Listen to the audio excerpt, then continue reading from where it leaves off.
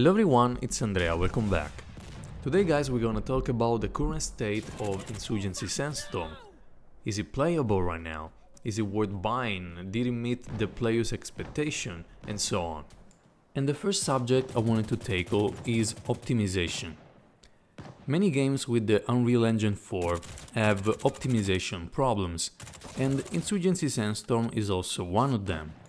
During the alpha the problem was much worse and many couldn't even play the game, but with time things got better.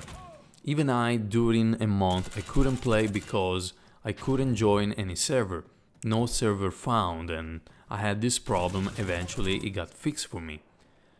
And while now the situation is much better and it's improving every patch, they're updating as frequently as they can, the problem isn't resolved for everyone, and Insurgency Sandstorm took a big hit due to those optimization problems. My friend Nasty, in the early months of the release, couldn't even enter the game for more than 5 minutes because he would encounter a fatal crash that will make him go to the desktop. I don't know if the problem is fixed for him now, but what many players does is they move on from a certain game if they see they're not having fun for whatever reason, and they usually forgot about the older games, in this case Insurgency Sandstorm. And this is also another problematic thing, because I believe in the future the game will be much better with new maps, with new updates, with new ideas that the team will come up with, but not many will come back. This is a problem we might see because many other games might come out during that time. The second subject I wanted to tackle is the gameplay. The gameplay has always been unique for Insurgency, and not everyone will enjoy it because you die very quickly, but at the same time you kill very quickly. So the emphasis is on positioning, on reaction time, and on aiming at the right spot as fast as possible.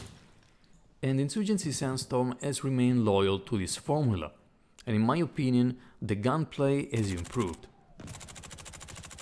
And while the game is improving in the gunplay, I can't say the same for the flow of the game.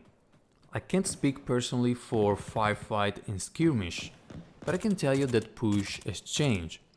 There is a lot more of holding long angles, because everyone, since the map are larger, we use a 2x scope, a 4x scope, and lay down in corners or in buildings waiting for someone to kill. And playing aggressively, even in the original Insurgency, has always been difficult because you have to go very light in order to move fast. You can always die in 1-2 shots, and you have to be careful how to move and when to move, and it's not easy at all. And Insurgency Sandstorm is even more difficult. One, we have bigger maps, so you have more chance of getting killed from different directions. Secondly, the weight system further punish players which are aggressive, because you have more time exposed to the larger maps, to snipers. On top of that, the weight system doesn't slow you down just when you're running, but also when you are aiming downside. So it takes more time for you to raise your weapon, and while if someone is stationary, has more chance of killing you before you do. And you can imagine in a game mode like Push, where the attacking team need to rush the defending team, you will see many more players being passive and not rushing. But this is not at all a big problem, because good players will always find a way to be aggressive and be successful. The real problem in my opinion comes when we look at the maps. And keep in mind, I'm always talking about Push, which is the most popular mod, even in the previous game, Insurgency. And what I experience in these maps, it's like you have to take an objective which is surrounded by a big open area. When you enter the objective, there is CQB, but before that there's not CQB. And if you pay attention, most of the objectives follow the same formula.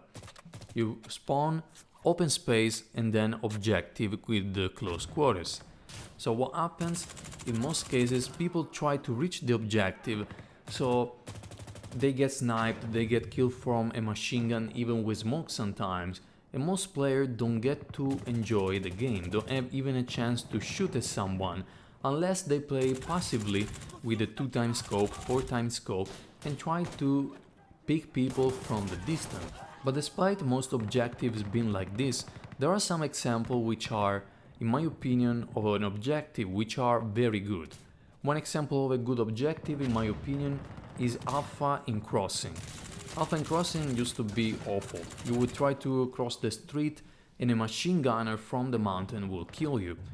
What they did, they added a sniper spot for the attacking team which can counter the spot, and they added a pathway which is basically close quarters and avoid all the snipers or the machine gun up on the mountain, which is a direct way to the objective, which is CQB. You can still have people camping in the spot, but it's CQB. People have a chance to combat, use a flash grenade, a grenade to go through. They're not just running in the middle of the smoke trying to reach the objective to hope to have some action. Another example of a good objective, in my opinion, is Precinct Bravo. Bravo is great because you can go from the right, which is often safe, and you are assured for some action in close quarter combat. It's pretty difficult because it can be blocked by 1-2 player easily, but it's still CQB combat. You can use flash grenades and so on. You can go from underground, same thing from the right, or you can try to go more open space and attack frontally from the stairs, or make the flank route from the left, which is often more difficult because many snipers and machine gunner can cover the area. That objective, in my opinion, is great because it offers many ways to approach it, and everyone can have a different kind of experiences depending on which route they decide to go. Well, we have some really bad examples, in my opinion, like crossing Charlie for the insurgents, in which they have to run 150 meters in the open with almost no cover, and in my opinion it's one of the most tedious objectives you have. You can use smoke artillery and sometimes it's not enough. Many people have said to me, why didn't move the objective to the building on the left? And the answer is simple, because on the building on the left, otherwise the security will have the spawn too close to the objective, and that's the reason, in my opinion. So I hope in the future maps will focus, yes, on long-range combat, but having safe pathways for CQB. Not completely safe, like, you know, you're safe, you're not gonna be shot, but safe in the sense you're gonna encounter some action in CQB and you can try to shoot someone and not be forced with a 2-3 times scope and picking out enemies as the only way to get some action, or to run through big open areas throwing a lot of smoke trying to reach it. I also think Observer and Commander need to be improved, and I talked about it in a video previously, and I believe the Commander needs to be more, you know, in charge of things and not having an Observer following you, which also isn't that fun for the Observer. It's not the most fun thing to do, to follow a Commander in a video game in which you have to shoot. And lastly we have Team Deathmatch. Team Deathmatch initially for me was a bad idea because it didn't add to the current, you know, the core value of the game, which is, you know, being lethal, no heads-up display, large maps, you know, tactical thinking. But thinking about it, it could be fun sometimes to just run around and shoot something, you know, just to try the weapons, to get a feel for the weapons. So, to be honest, I don't have any problems against it. What I hope is that they don't put too much effort or on adding too many game modes which are casual, and focus on adding game modes that people are requesting, like ambush and other good game modes.